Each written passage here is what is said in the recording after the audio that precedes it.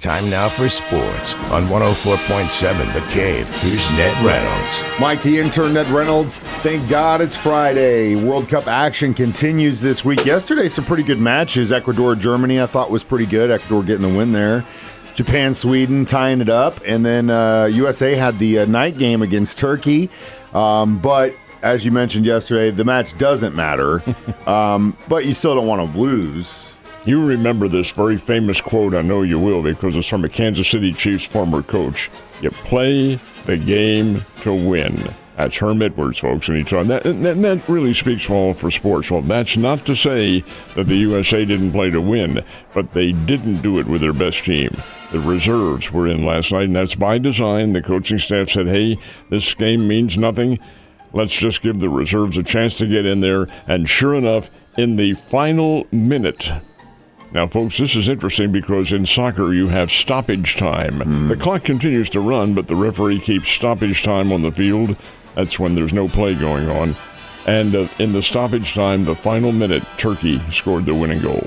So it's Turkey 3, USA 2, but again, it means nothing. The USA is into the knockout round, and for the United States, it will be next Wednesday.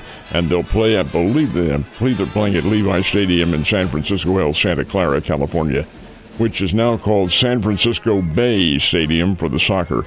Anyway, the USA will play Bosnia-Herzegovina, and that will be the knockout round. From here on in, one loss, and it's sayonara. But USA does lose to Turkey last night, 3-2. A bit of a disappointment, but certainly not catastrophic, to say the least.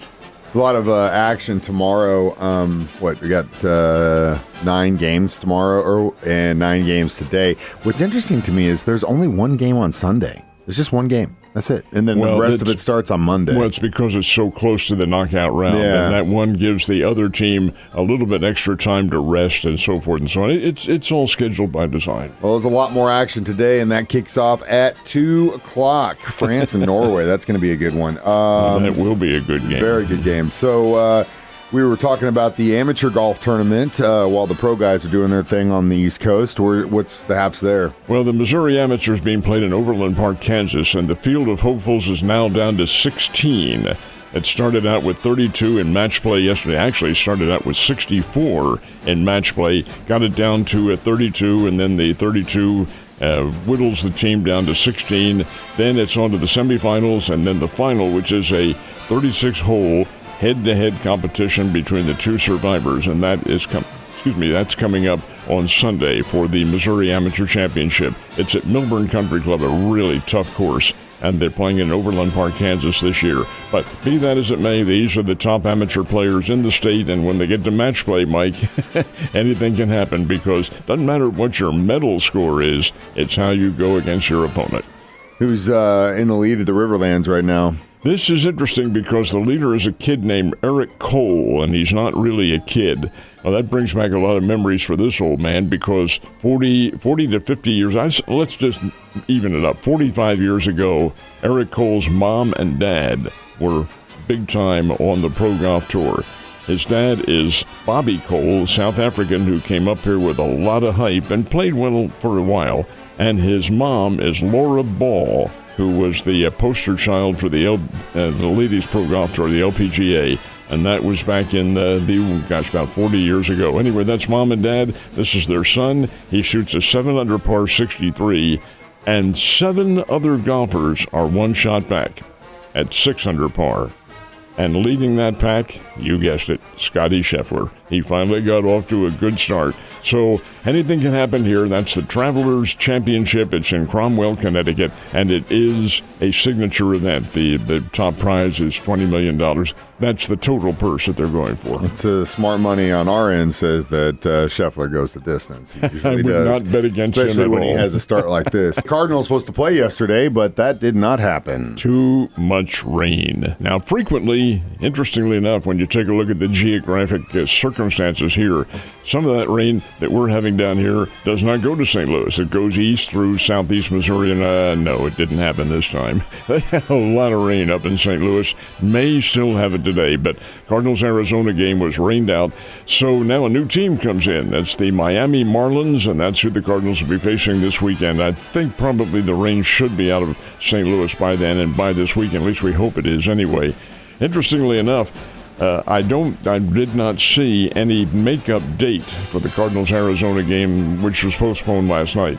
It may be that they have to make it up in Phoenix because these teams are in different divisions and only play twice, once at home and once out in Phoenix. But we'll see what happens. Anyway, last night's game rained out.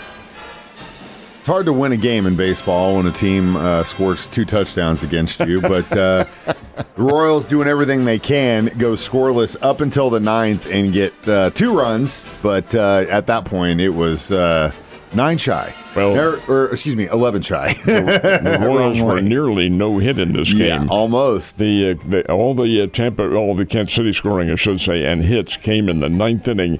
It was a no-hit combination by 3 Tampa Bay pitchers. Ian Seymour was the big guy. He fired 6 2/3 innings of hitless baseball. Meanwhile, Tampa Bay is blasting the ball all over Tropicana Field down in St. Petersburg. Tampa Bay won it 13-2 over the Kansas City Royals, but the fact that, and this is disturbing to me, Kansas City appeared to be coming out of their slump, their offensive slump, and they may still be, but they certainly did not last night, and boy, the Rays shut them down big time. Springfield Cardinals, Northwest Arkansas Naturals, you guessed it, rained out, so they'll trade. I think their doubleheader is going to come up this weekend sometime, but when you play doubleheaders in minor league baseball, they are both 7-inning games and not 9. This is minor league baseball and still getting the guys ready for the big time. So we'll see. Anyway, no game last night for Springfield nor St. Louis. And again, we talked a little bit about the World Cup action as far as Team USA last night getting the L against Turkey, but had some great matches leading up into that. Certainly did. It was Turkey 3, USA 2, as Mike just mentioned. This one in Philadelphia was really interesting. The Ivory Coast is one of the major surprises of World Cup competition. Blanked Curacao 2-0.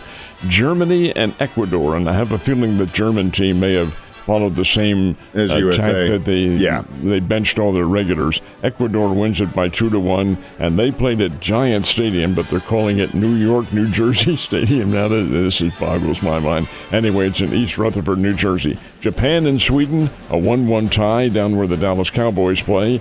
Netherlands and Tunisia.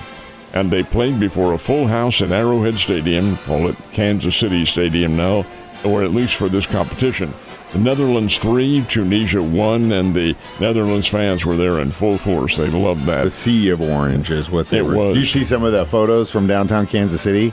It was crazy because it reminded me of the parade, the championship parades after the Super Bowl wins, but instead of just like red and gold everywhere, orange up and down the street. The national color. Thousands of them. In the Netherlands, that is the nation's color is orange, and yeah, they were all there. And I think the team is named something like in Dutch or German Dutch or Belgian or whatever it is, Nederland Orange or something like that.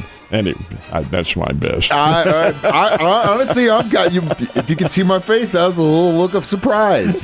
I can a little bit. Did you take French in high school? Oh, yes. Really? Oh, so God, French was your language, huh? Mm-hmm. Really? Oh, oh, wow. You had that's pretty damn good, Ned. I'm not fluent in it, but I can get by with some key phrases if you get my drift. In Belgium or whatever, they're very closely. There's some words that kind of it's like the Romance languages, but different. Anyway, yeah, I get what you're saying. The Romance languages are beautiful too. Yeah. Well, I'm a Spanish. One more score: Paraguay and Australia. Nothing in Santa Clara, California. Imagine San Francisco 49ers fans watching a nothing game. 0. That ain't gonna happen. Anyway, that's the way she shapes up. Well, either way, Ned. Thanks for trying to sweet talk me with your French in the studio this morning. Have a great weekend. I'll see you next week.